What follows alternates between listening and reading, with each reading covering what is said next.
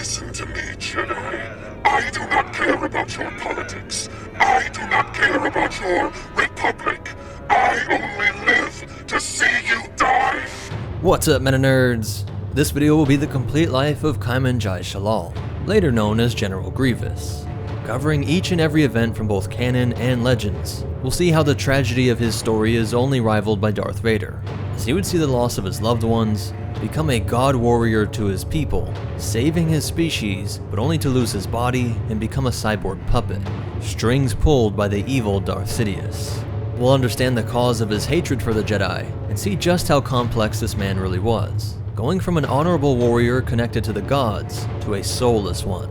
A cyborg that was only concerned with victory at any cost. Beyond the sense of good and evil, no honor, only rage. Willing to sacrifice anything and everything to provide him another chance to fight. So to start this story, let's head out to wild space, down to the tropical world of Kalee, home of the Kaleesh species. The exact year he was born is unknown, but given that their lifespan is similar to humans, we can reason that Kaimon Jai Shalal was born sometime around 60 BBY. Being close in age to Obi-Wan Kenobi. His species were red-skinned reptilian humanoids, whose entire culture revolved around war and their religion. Tribal wars had been constant throughout their history, with warriors slaying each other with their shoni spears or lig swords, and later when they got their hands on some alien tech, the most ubiquitous weapons were the Zerka Arms Outland Rifle.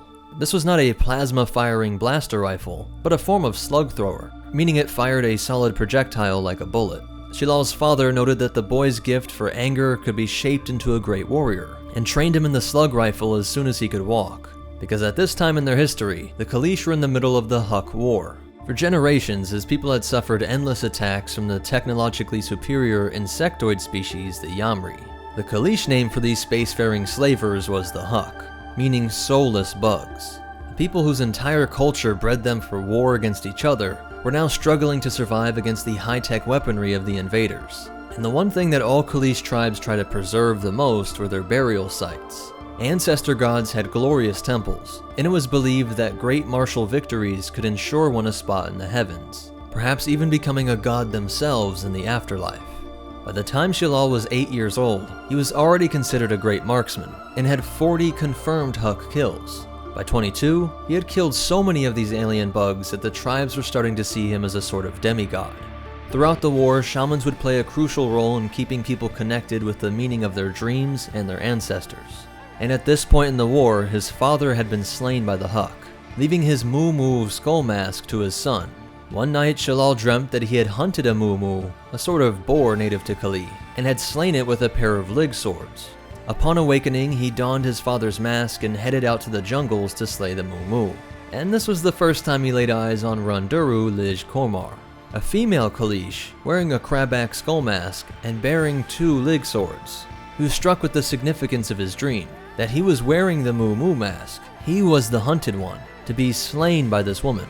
Not literally, not the loss of his physical life, but she would kill that part of him that wished to fight alone, the death to his old warrior bachelor side. Their relationship would be complicated and not fully understood by most other Kaleesh, but most knew them as lovers, and the shamans saw them as the embodiment of an ancient Kaleesh parable of the dreamer also being the dreamt one, which is what the word Shalil literally means. He was both the one having the dream and being dreamt of by her, and when these two united into one, Shalal and Kummar were the stuff of Huk nightmares. She increased his proficiency with blades. He trained her to be a deadly sniper, and together they were deadlier than entire tribes. The warring with the Huk was at its peak, and despite hundreds of thousands of dead bugs that now fertilized the forest of Kalee, these high-tech aliens were still unwavering. And Shalal's life would change forever after a seemingly routine attack on the Janua beaches. With their swarms, the Huk were able to drive a wedge between them. Separated, Kummar was surrounded and suffered a violent death, being ripped apart by the Huk's barbed shear weaponry. Her body was dumped in the sea as the soulless ones moved on to consume the next tribe. Shalal knew his soulmate was lost, but he was driven into madness at not being able to find her body. If she could not receive a proper burial, her soul would be denied an afterlife, and she would never be able to gain her rightful place as a warrior goddess.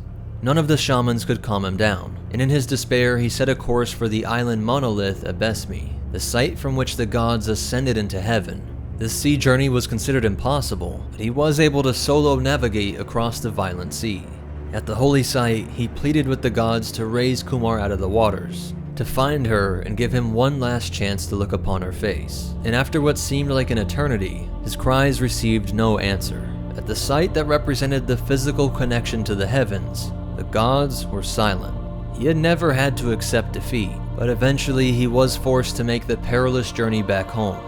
Doing what he could to try and remain powerful for his war-torn community, he would attempt a normal life, taking 10 wives and fathering 30 children, but nothing could get his mind off the injustices done to him by the Huk and the silence of the gods. He was no longer the one the shamans had spoke of, the dreamer and the dreamt one. He was no longer a pair of joined opposites with this woman, he merely grieved her.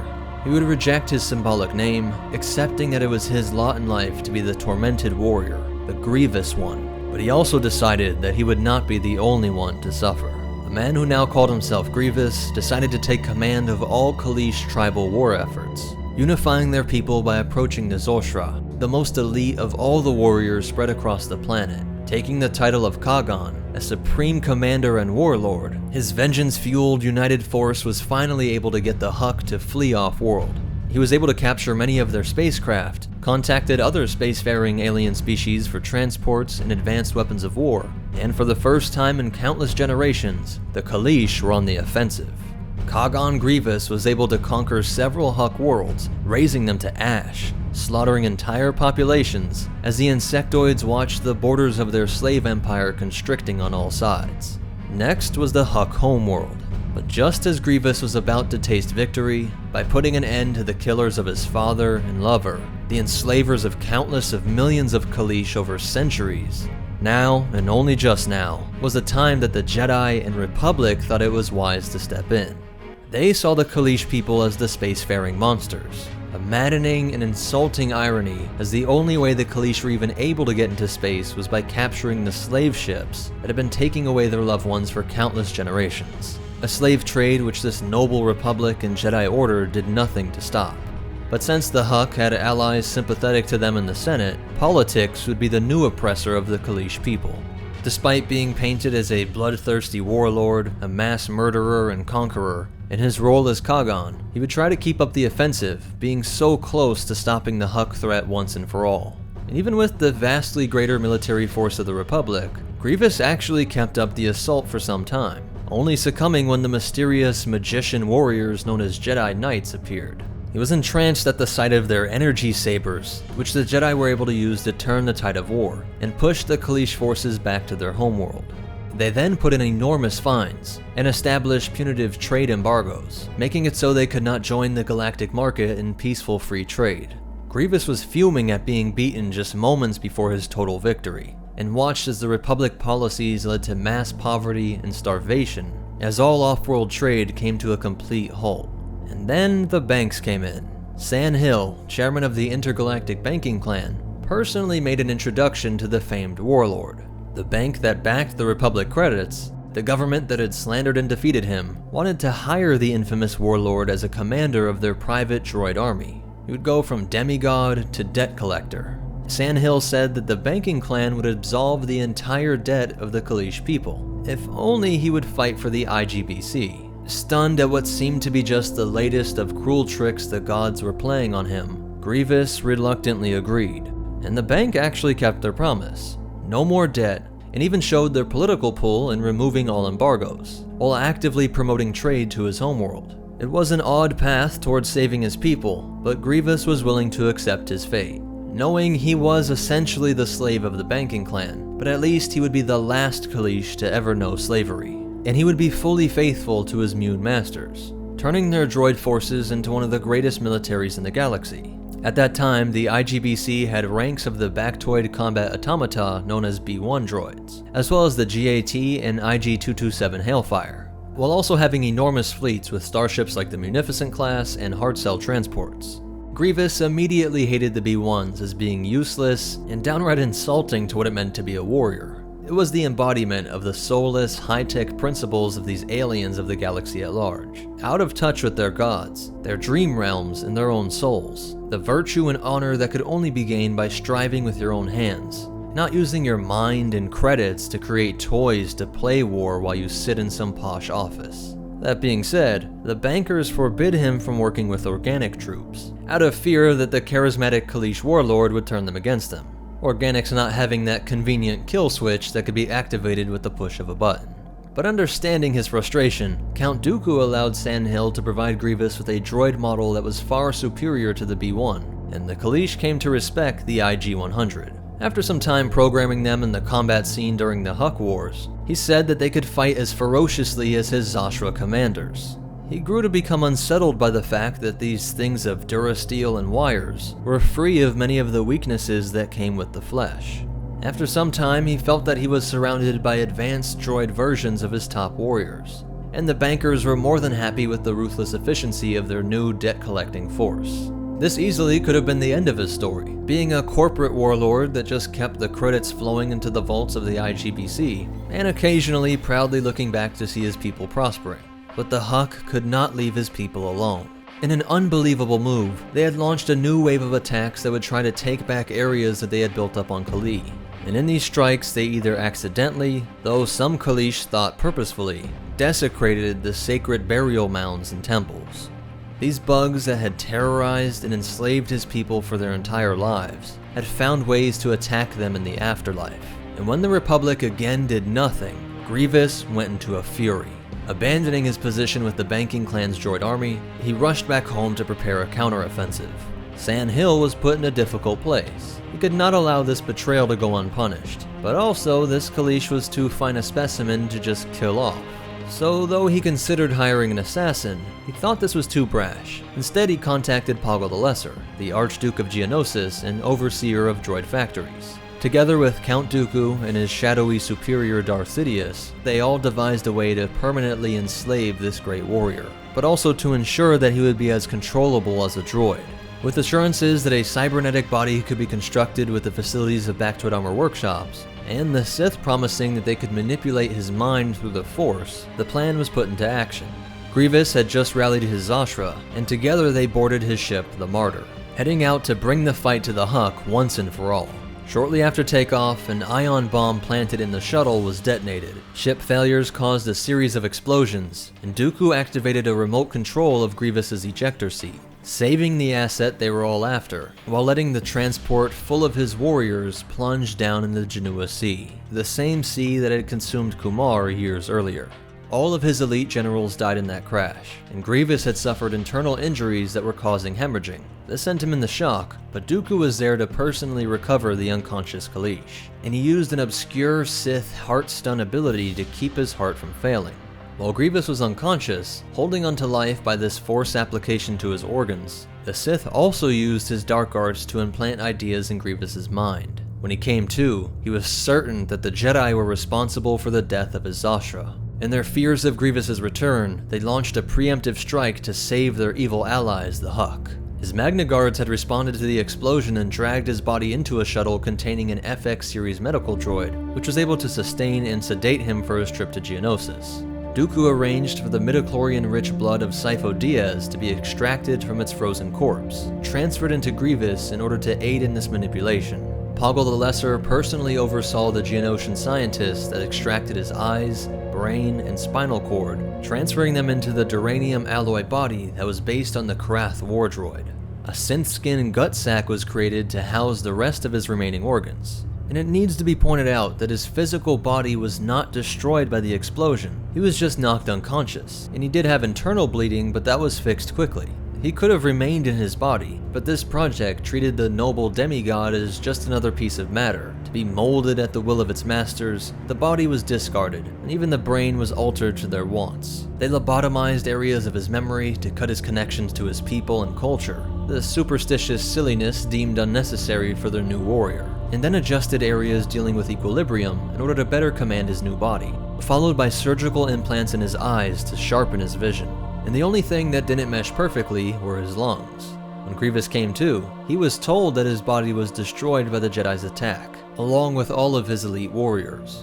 Sandhill explained that he was the one to sponsor this project to save the Kaleesh's life, and eagerly wanted to hear about Sandhill's talk of working with one Count Dooku.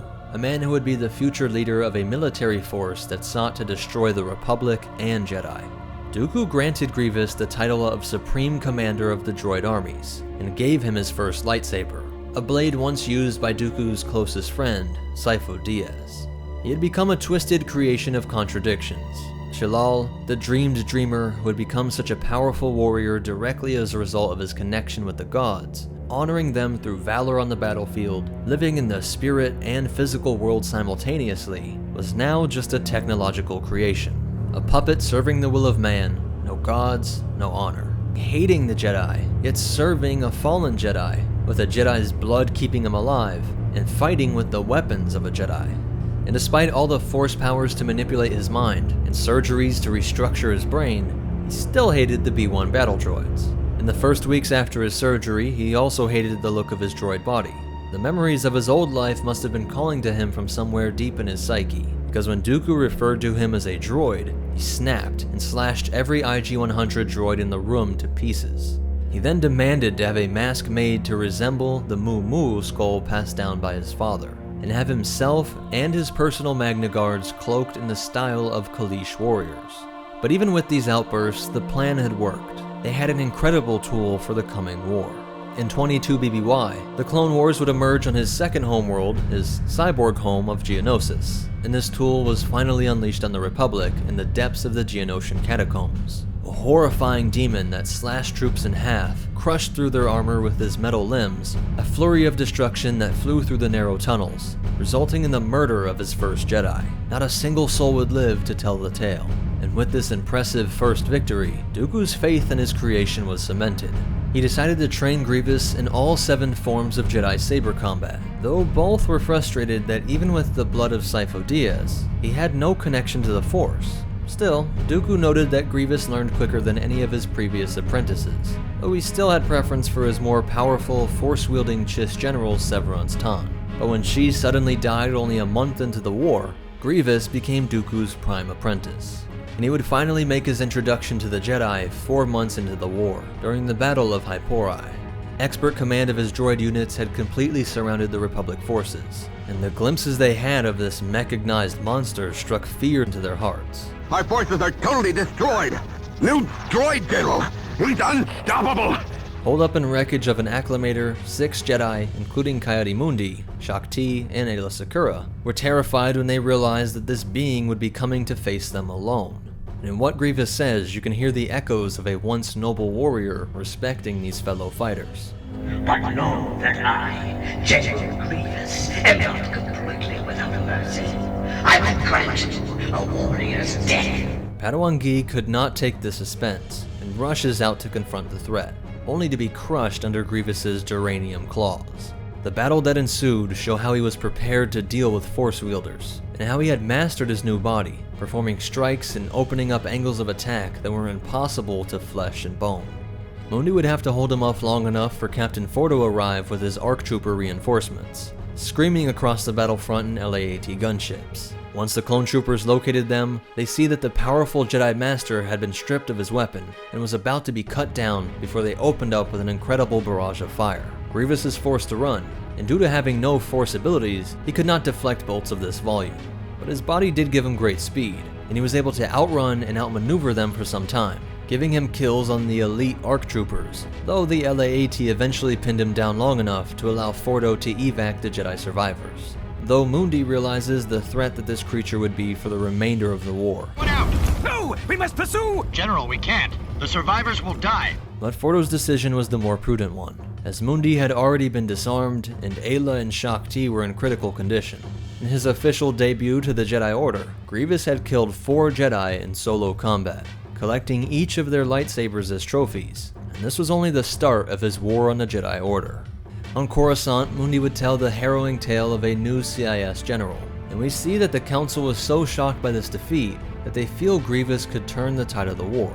This General Grievous is changing the shape of the war. Yes, we need more knights. I suggest that in this time of war, we forego the trials and promote my Padawan Anakin to Jedi Knight. Their fear forced the Jedi to change their own rules, which had been in place for millennia, rushing some Padawans past their trials to make them Jedi Knights, using their battlefield performance as proof enough, one of those being Anakin Skywalker. This battle earned him the infamous title, the Butcher of Ipori. Grievous had gone from a powerful warlord of wild space to the bane of the galaxy's largest superpower. 2 months later, he would lead the invasion of Nadim in the Outer Rim, being able to establish a strong aerial blockade and heavy troop presence on the surface. Republic forces would be able to defeat the gunships overhead, but Luminara Unduli and Saesee Tin's troops appeared like they would be slaughtered in a cavern. As Grievous's forces rushed their position at full speed, hoping to overwhelm them, Padawan Barisafi decided that her only move was to have her troops fake their death. The B-1 scanned the battlefront and determined that there was no threat and marched forward. CIS forces pushed ahead to the Republic-held village, and their droid vehicles were blowing the enemy to bits, only to start receiving fire from the rear. Grievous's droids were surrounded, Offie's men blasting away while the droids were in confusion, followed by her master leading a charge over the canyon to put a nail in the coffin. The general had suffered a total defeat, outraged at this first loss in cyborg form. He smashes the holo display and is forced to make a rapid retreat off-world, knowing that this loss came at the stupidity of the B-1 droids, something that worried him that very first time he laid eyes on these simple insults. Following this, Dooku wanted to test Grievous against his commanders Ventress and Dirge. Upon the Count's trenchant space station, Grievous would ambush the pair, striking Dirge first with his electro staff. Ventress tried to get away, but was smashed by the butt of the staff. The battle would move throughout Dooku's personal museum, and Dirge's flail would catch around the cyborg's neck, Ventress following up with her saber strikes before Dirge struck him in the head, a punch that sent him flying across the room. But as they closed in, Grievous showed his skills as a swordsman, stabbing Dirge before decapitating him, and turning to confront the force-wielding Dark Acolyte. Ventress is enraged to be failing to what appeared to be a Jedi cyborg, demanding to explain who he was. Calmly, he outmaneuvers her, grabs Ventress by the throat, and says, "I am the future," choking her unconscious as he muses over the weakness of the flesh body. He asks Dooku if he can toss the bodies out into space, but his master says they'll still serve a purpose, and informs the cyborg that with this trial, he was now the supreme commander of the entire droid army of the CIS, being second to only Count Dooku himself. Grievous would see several more smaller victories. This all worked to spread his infamy. Even Republic news outlets were now referring to him as a Night Slayer, after more and more reports of this metal monster that was slaying Jedi with their own signature weapons.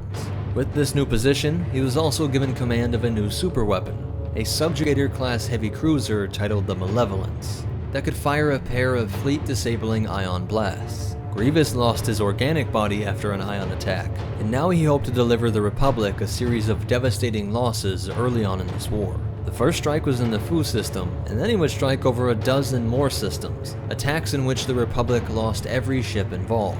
Plo Koon would head a task force in a trio of Venators to try and eliminate the superweapon in the Abnegado system.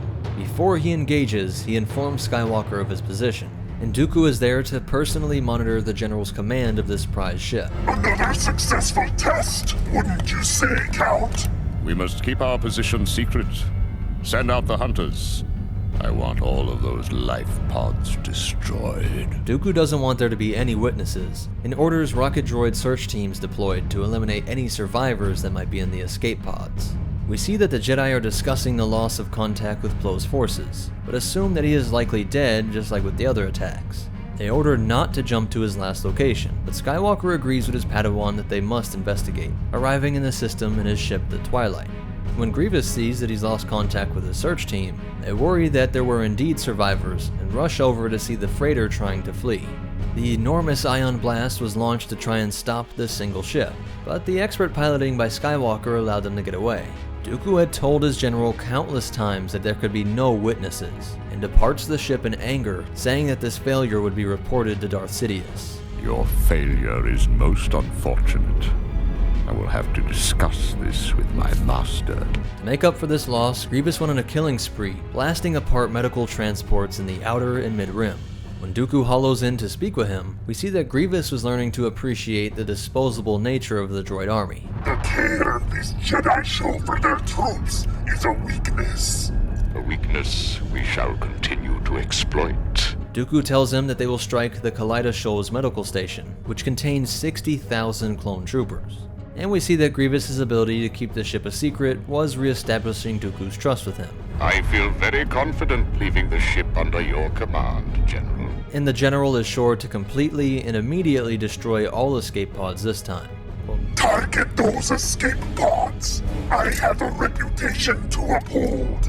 The Republic is worried that these attacks are nearing their secret medical facility. Suspecting that this was their next target, a fleet was scrambled to intercept. As soon as the Malevolence pops out of hyperspace, it unleashes its ion cannons, disabling several Pelta-class medical frigates, and then being able to get off a shot that took out half of the Y-Wing squadrons. But Grievous is unconcerned with a few pesky starfighters, and turns to fire on the medical station, underestimating the powerful ally that is the Force, and the piloting skills of the Chosen One. Kenobi arrives with his fleet, and the Venators open fire on the heavily damaged ship as it limps away on its sublight engines. The quick Republic cruisers are able to close in on him, and the turbolasers are quickly turning huge sections of the Malevolence into space debris. Do not compound your failure this day by allowing our prize warship to fall. Dooku's banking clan allies trapped Senator Padme by arranging a meeting to discuss peace, Dooku supplying the coordinates for the Malevolence. And using the ship's tractor beam, he was able to capture this Republic VIP, and the Jedi immediately call off their attack. Skywalker and Kenobi would lead a strike team, and in the hyperdrive chamber, Grievous would meet the galaxy-renowned Jedi General. General Kenobi! And we see some incredible strength that his body afforded him. When he's enraged that Obi-Wan got away, he picks up and slams a droideka. Skywalker would be able to rescue Padme, while Kenobi was forced to try and lose Grievous in the complex rail system that was used as a transport in this massive ship. When the Jedi get back to their ship, they give the all-clear to open fire on the Malevolence, and Grievous knew he had to flee. The General would take to his personal starfighter, the Soulless One, a name that referenced the Huk, but also this fallen spiritual state that Grievous found himself in. If he lost the super weapon, he hoped to make up for it by killing these two Jedi and the Senator by shooting down their freighter. But again, Skywalker's piloting saved them, and the B-1s call out to their general in a panic, as the ship's navicomputer was sending them into a nearby moon. Grievous knew this must have been manipulation by Kenobi or his Padawan, screaming at them to reset the navicomputer, but it was too late, and this incredibly powerful prototype superweapon was destroyed.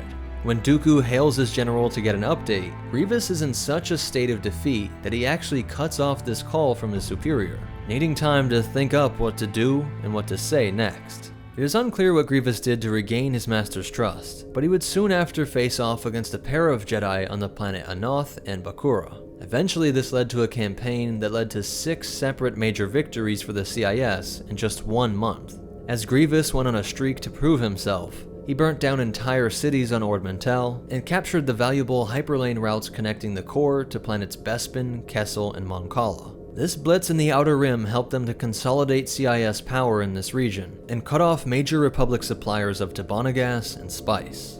After suffering a series of disastrous defeats at the hands of General Grievous, the Republic's foothold in the Outer Rim is in jeopardy. Next, he wanted to cut off their spy network. Bothawai was home to the Bothans, the millennia-long masters of intelligence. The Bothans were supplying both sides with intel, but the CIS was willing to force exclusivity. When Republic intelligence picked up on the arrival of massive separatist fleets nearing the Bothan system, they deployed General Skywalker to intercept. Grievous closes in, but knows that the Venators would be too powerful to attack from above, so he makes the bold decision to navigate through the asteroid ring. Grievous knew that the Republic would not risk sending larger ships to flank them, but Skywalker's creative thinking placed several ATTE walkers in the asteroids. With Grievous's decision to put all power in the forward shields, the walkers had a clear shot at some of the Munificent's weakest areas. The General was coming to understand how this CIS war machine worked. Resources were endless and everything was disposable, and he was getting good at telling exactly when the tide had turned. Without a word to his B-1s, he races to his starfighter to make a hurried escape, where he was nearly shot down until the Force appeared to be on his side for once, as debris disabled the Jedi ship. This allowed the General to regroup and take command of a nearby fleet, while the CIS had secretly arranged for Skywalker's new fleet to have a spy droid in the form of an astromech, one that would replace the lost R2 unit. R3 activated Anakin's tracking beacon, and Grievous is ready to pounce on the solo Jedi. He knows that even Dooku fears and respects the power of this Skywalker, and is desperate to prove that he was a great enough warrior to kill this Jedi. Launch everything we have! But the human evades, and Grievous is left to head to a nearby secret listening post known as Skytop Station. Here, Grievous had arranged to purchase R2 from a scavenger that found the droid in the wreckage. Once he has the astromech in his possession, he tries to ply the unit and even makes a lighthearted joke about something that once infuriated him. No need for fear! We're all droids here! Once they rip the astromech open, they see that the droid's memory had never been erased. He had all of the Republic codes, and endless ship and troop data. When the scavenger demands to be paid more for this, Grievous laughs and puts a lightsaber through the man. Again, we see an interesting attempt to win R2 over, being nice to him and even a comforting patting on the head. Don't worry, I won't let anything happen to you. Just then, he gets word that the Jedi had arrived with a Republic strike team, and Grievous has his Magna Guards take position to defend the priceless data while he rushes out to collect more lightsabers. When he rounds the hall, he laughs at what a pathetic sight he sees. They sent a child to destroy my station? The Republic must be running out of Jedi? An unknowing reference to the fact that Grievous had indeed forced Jedi like Ahsoka into combat, out of fear that they were running out of Jedi. The little one was brave, but easily defeated, and when the clones opened fire, despite a lack of force connection, he would be able to deflect a bolt back at one of the troops. Perhaps a mix of Dooku's continued training and the tightness of this space, while his blaster-proof alloy body allows him to confidently close the gap. He leaps into the group, slashing two and kicking the others unconscious. Grievous lords over this lab-created warrior, raising his saber to end the life of Captain Rex, only to have that pesky Jedi intercept him at the last second. Ahsoka, just 14 years old, only months into her first war, was projecting nothing but confidence in the presence of this cyborg warlord, but she could tell that his unique abilities and multiple sabers could not be matched. Ahsoka would flee, bringing Grievous away from her clone allies, and then his spy R3 droid would give up Ahsoka's position, while the Magna Guards were showing their elite training, being able to keep up with one of the best swordsmen in the Order. When Grievous does find the Padawan, he tries to drain her arrogance and fill her with fear before taking her life. But Rex detonated the explosives that rock the station. The Jedi calls on the Force and slides one of Grievous's hands down onto the other, severing it with his own blade. This girl would survive the brush with one of the greatest warriors in the galaxy, while the general saw that this station was beyond saving, hopping in Solus 1 to make his escape. What we often see with him is that this loss is followed by a series of brutal victories to make up for it, capturing the planets Janfothal and Kothless, followed by pushing a major Republic counterstrike that attempted to take back Nexus Ortai. 3 systems were captured in just weeks, and Dooku and Grievous then turned to the clone homeworld on Kamino. Besides Coruscant itself, this was perhaps the second most important Republic world. To achieve this would first require capturing the Rishi Muun outpost, which was part of an emergency alert network that could warn Kamino of any CIS advance. By using the cover of a meteor shower, commando droids are able to capture the station. The droids check in with their progress, and we see that Ventress had been secretly setting up things on Kamino for the coming invasion. Notice that she does respect her superior in this conversation. Very good, my lord. I will await your arrival. It was only through bad luck, or the Force, that Cody and Rex would be carrying out a routine inspection of this base, discovering the clone survivors, and retaking the station. Grievous tried sending reinforcements to keep that all-clear signal broadcasting, but the clones blew up the entire station, knowing once this signal died, a Republic fleet would be rapidly deployed. When the Venators pop into real space, Grievous knows his plan must be abandoned for now. And it was because of this strike that was too close to home that the Republic first issued a dead or alive bounty on the general, willing to turn the underworld into an ally if it meant killing this cyborg. But Dooku had grown tired of this constant cycle of wins and losses, and wanted to put his general on notice. When Nute Gunray escaped from Republic custody, the Republic hoped to track him through a device planted on the Neimoidian, and the Jedi followed this signal to the third moon of Vassek in the Outer Rim. Kit Fisto was excited to see his once Padawan, Nadar, who was another example of that rush to produce more knights due to this threat from Grievous. Congratulations on passing the trials. I'm sorry the war prevented me from seeing your training through to the end. You were Mistmaster, but it is an honor to finally serve beside you as a knight. When they enter the enormous castle structure, they walk through the dark halls and we see that this rush caused by Grievous had hurt the quality of knights. endangering everyone. I didn't forget to teach you restraint, did I, my old Padawan? I'm sorry, Master. I got carried away. The signal leads them to a room where they find a hologram of Gunray and then Dooku, explaining that they knew about the tracker and that this was a trap. As they explored more, they find that this is Grievous's personal castle, with statues that acted as reminders of his former life, the noble Kaleesh warrior, but also statues that were themselves showing the replacement of limbs. They also discover an entire room dedicated to his Jedi trophies, lightsabers and Padawan braids among the collection built up over the years. There is concern you have lost your focus. Lord Sidious demands more dramatic results. You expect victory over Jedi, but all you give me to fight them is battle droids! The General was again being tested, just another way that his Sith Masters knew how to manipulate this proud warrior. As soon as he makes his way inside of his home, Grievous is ambushed by the Jedi and clones. Springing into action with his 4 limbs, each bearing a blade, he is able to keep the Jedi engaged, while his mechanical body fights off the pull from the troops' grapple hooks. The Jedi would be able to slice off his legs, but he shows the mastery of his metal form and slips out of their control, clinging to the ceiling and outmaneuvering the clones to eliminate some more of them before making his escape. Once in his command center, he summons his A4 droid assistant and notices that his Magna Guards are not active. What happened to my bodyguards? They were remotely deactivated for recharge. I thought you did it. He realizes that Dooku had set him up to be ambushed, being fine with this general getting killed off, or pleasantly surprised if he did kill this Jedi Master. But Kit Fisto realized that without this element of surprise, they would be at the disadvantage fighting in Grievous's castle. They try to escape, but the reactivated IG-100s destroy the Republic shuttle with a rocket, though Fisto's Jedi Starfighter is able to get away. Back in the castle, we get an insight into what his longtime droid assistant thought of the cyborg body, and we see how Grievous had rationalized everything. Remember, his brain had been altered by Sith powers and surgery. Sometimes I wonder why you submitted to the changes. Improvements! I submit to no one! I chose them!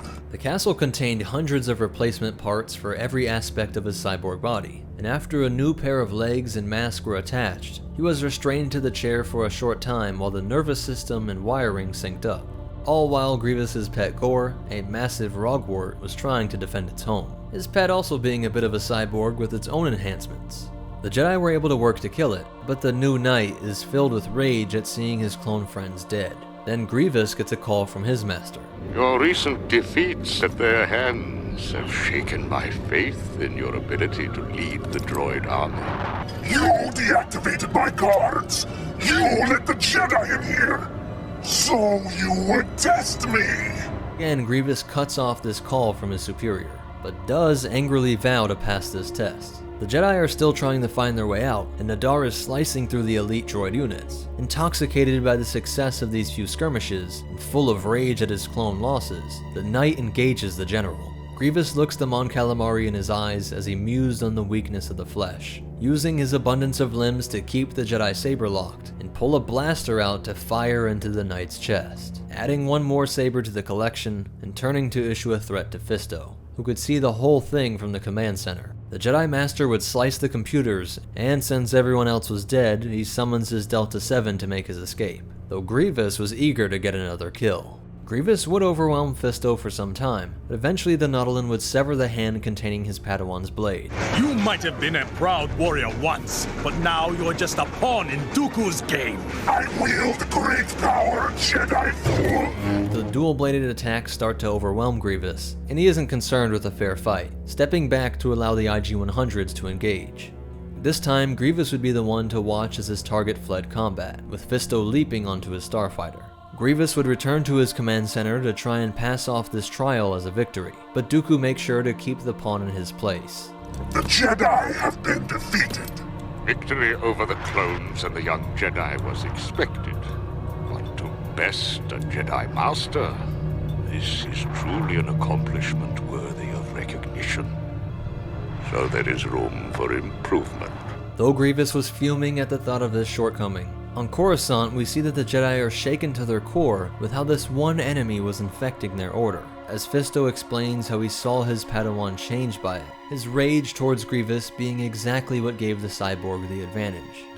In this war, a danger there is of losing who we are.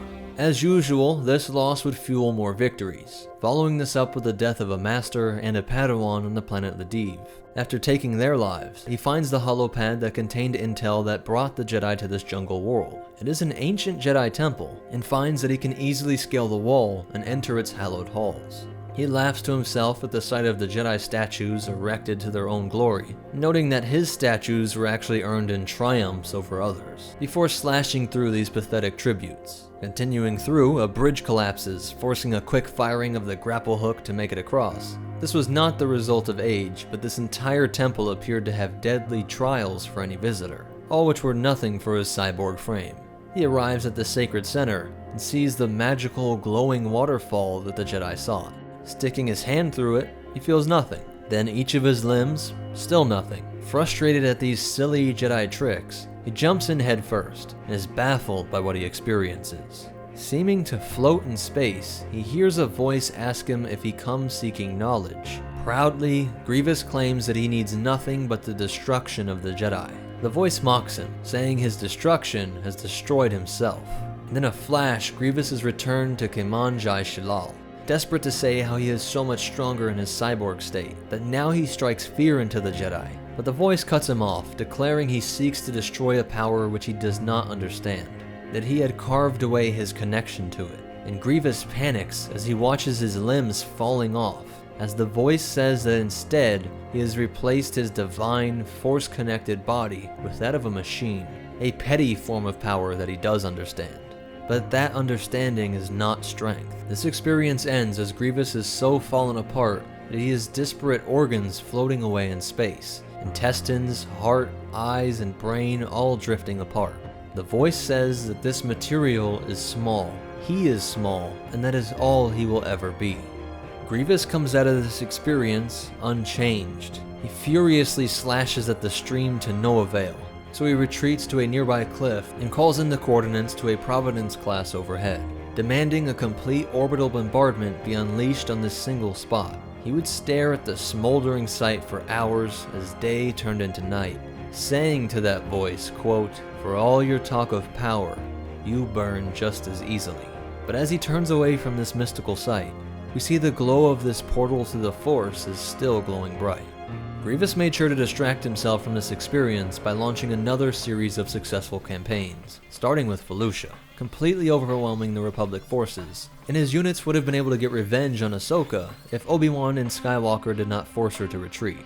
From here, it would be a devastating strike on Doran, the homeworld of Plo Koon species, the Keldor, a campaign which served the purpose of ensuring that the Republic was occupied and would hold off their attack on Geonosis, allowing Poggle the Lesser to complete the construction of the ray shield that protected the largest droid factory of the CIS. Dooku could not have been too upset with his general at this point, as Grievous now commands the larger variant of the requisite class light destroyer. Using its numerous turbo-laser batteries and tractor beam, they are able to capture Ethkoth's Venator. Grievous storms the bridge with his commando droids, stepping back to allow them to do the dirty work and isolate the Jedi Master. Grievous engages in saber combat and allows the IG-100s to give him an advantage, honor becoming an ever-diminishing idea. If his body was an extension of his power, he was now seeing the entire droid army as merely an extension of himself. The Electrostaffs render Koth unconscious, and the Separatists flee to the Seleucami system. Grievous could not resist using this opportunity to strike fear into the Jedi, sending a holo recording to Coruscant declaring his hatred for their kind. A leading member of your Jedi Council, I do not care about your politics. I do not care about your Republic. I only live to see you die. This message was encrypted and untraceable, but Wolf's keen eye noticed that the Master was using sign language to give up their location. Grievous returned to the bridge to have his tactical droid inform him that a large fleet was about to jump out of hyperspace. When Venators, Acclamators, and Chargers pop out, the General is confident in his massive warship. He becomes locked in once Kenobi hails him. General, I knew one day I'd catch up to you. Kenobi, what a surprise! I assume you are here to bring me to justice? You know me too well. The tractor beam is strong enough to bully the Arquitans, and Kenobi's vessel is dragged up to the massive Requisite, just as Skywalker was performing his risky maneuver to secretly attach his transport to Grievous's vessel. Again, it would be commando droids that lead the assault into the captured Republic ship, clearing out the troopers, while the Magna Guards push Kenobi to the bridge. This was exactly what the Jedi was hoping for, drawing the general away from Eeth Koth, while Skywalker and Adigalia made their way to the target. As commando droids held them off, Kenobi was trying to cut through the cyborg facade to get to whatever semblance of a heart Grievous might have, telling him that he has given up everything. He was no longer an honorable warrior, just to be Dooku's errand boy. A futile quest for power, a mutilated body, and your place is Dooku's errand boy. I'm no errand boy. I am the leader of the most powerful droid army the galaxy has ever seen. An army with no loyalty, no spirit, just programming. What have you to gain? The future. A future where there are no Jedi. He may have lost his honor, connection to the gods, but he shows that he was still driven to be a powerful warlord. And by getting revenge on the Jedi who had denied him his victory on the Huk, these Jedi who were obsessed with their spirit and morality would be crushed by his lifeless droid forces, Grievous laughing all the way. This close-quarters saber combat, with Grievous wielding 4 blades, pushed Kenobi to his limits. A Jedi considered one of, if not the greatest swordsman in the Order, though they seemed evenly matched. As if to stress his point, the Jedi uses his connection to this supernatural force to hurl Grievous's own bodyguards against him. Kenobi turns to him, giving him one last chance to escape, but the general knows he again needs to scurry away. Desperate to eliminate Kenobi by any means, he orders that his ship open fire on the Arquitans with him still on it. Grievous then has to smash his way through Cody's men and through Adigalia, who tries to intercept him. The explosions force the Jedi to give up pursuit, while the Republic forces scramble to rendezvous with Skywalker's shuttle. Grievous had escaped into a C-9979 landing craft after ordering the rest of the vessels to depart for the surface of Seleucami as well. But debris from the massive explosions crashed into his ship, forcing them to fire off the escape pods. This was a rapid reversal of Grievous's advantage, from super ship to scattered escape pods, and Admiral Yularen wanted to use this opportunity to finally put an end to this nightmare, bringing the entire fleet down to Seleucami and spreading across the world to search each of the crash sites. Grievous hoped to use the comms in the pod to reach CIS command, but his had been damaged on impact. Luckily, there was another pod a few kilometers away, but they would have to make it there on foot, and Grievous found out that it was possible to hate his droid troops even more. Sir, we need to get our power recharged. Not this again! How could your power cells be so depleted? Slashing through them, outraged at the fact that these B1s could be both imbeciles and have weaknesses of the flesh like fatigue. By nightfall, they were finally able to make it to the other pod, and a distress signal rushed a Separatist shuttle to their location. Every second would count as Kenobi's forces had detected the general and were closing in. ATTE walkers would engage, while the Jedi nearly cut the general in half. But again, his saber skills would keep Obi-Wan off, allowing him to scramble up the wreckage and connect his grapple hook to the shuttle, flying away before it even needed to land, laughing as the bolts harmlessly flew by. And here we would see Dooku again try the bold strike on Kamino itself, calling on his 2 greatest servants. Both shall be annihilated under my hand. Our hands, General. Count Dooku assigned us both this task. Ventress had the intel on the location of the clone DNA template and would use the chaos to steal Jango's sample, giving the CIS the ability to create viruses specific to their genome. Grievous would lead a forward assault straight into the Republic's massive planetary defense. But Kenobi noted that none of this made sense. The Separatist fleet wasn't large enough, and tactics used by the general were odd. He seemed to be throwing ships at them to be quickly blown into debris. In fact, this debris was being pulled to Kamino, and when it sunk below the ocean surface, it was reassembled to provide the Trident-class assault ships needed to invade Taipoka City. Grievous would break through the blockade and arrive in his own Trident, right behind a squad of Aqua droids that cleared out the clones. When he met with Ventress, they would discuss the plan of him distracting the Republic force, and Ventress shows that she is growing bolder. Noting that their shared master has often been disappointed with the general, she is flippant and then outright insulting. Count Dooku may have taught you how to swing a lightsaber, General, but that hardly makes you my equal. He follows by taking a jab at his loss of body. Shall I provide you with a droid escort? My dear General, there's nothing you have that I could want. While the clones were scrambling to defend their homes, Ventress had been intercepted after she took Jango's template, while Kenobi would again face off against his nemesis. Grievous was eager to overwhelm the human with his many limbs, but Obi-Wan was done with giving him chances, and rubbed in the fact that the cyborg had no connection to the Force, pushing him back with a series of powerful blows, forcing him to flee to a hangar pad. Kenobi was prepping to break through the spinning sabers, until a trident came crashing down to break up the fight, sending Obi-Wan sliding off the side and plummeting to the ocean below. Grievous using his claws to dig and laugh at the thought of this powerful Jedi's pathetic demise, before stealing a Kamino flight pod to make a clean getaway. And despite her disrespect, the general makes sure to rescue Dooku's assassin on the way out. Per his usual behavior, Grievous would turn this loss into a string of incredible victories. He would take another lightsaber when Jedi Master Canon was slain during the Battle of Perrine II, as well as taking Banvar Station and the planet Vandos. Calling on his martial background, he was able to convince the warrior people, the Togorians, to secede. And when a Republic force came to speak with the people, Grievous quickly killed the Republic general, though his attempt to take Rendili shipyards failed despite throwing massive amounts of CIS reinforcements into the Rendili Civil War. But he was able to work with Dirge to set up a campaign that would set the Corellian trade spine on fire. Hundreds of individual planets along this crucial lifeline to the core were captured in a blitzkrieg known as Operation Dirge's Lance. It was during this campaign that General Grievous's infamy in the public eye grew even further, moving from being known as a Jedi hunter to a war criminal feared by every citizen of the Republic. He would capture the core world of the planet Duro and force a public and humiliating surrender from their chief representative live on HoloNet. Grievous learning throughout the war the power that came with wielding fear as a weapon. He followed this up with an hour-long orbital bombardment of the planet Humbarine, a founder world to the Galactic Republic 25,000 years earlier, an ecumenopolis or planet-spanning city similar to Coruscant, all reduced to molten rock, as even the crust of this world was fragmented by the bombardment. Then he turned to biowarfare, releasing the Leodorvian brain plague in the Wemel sector, a bacteria that mutated into different forms A, B, and C, which would devour the victim's nervous system within days, killing off everything from humans to Wolcabasites to Neimoidians, adding millions more to his kill count that was now in the billions, as this plague cleared out the sector. Building on this momentum, he would open up the year 20 BBY with the death of several Jedi, collecting sabers from Padawans, Knights, and Masters alike. Grievous kidnapped Ambassador Kiyen in order to draw Republic forces into a trap on the planet Vandos. The first two knights to respond were killed, and Grievous was able to capture a Mon Calamari ship that had a Jedi Master and a group of younglings on board. Master Quarmal was killed, as were several of the Force-sensitive children, but many were kept for a much worse fate.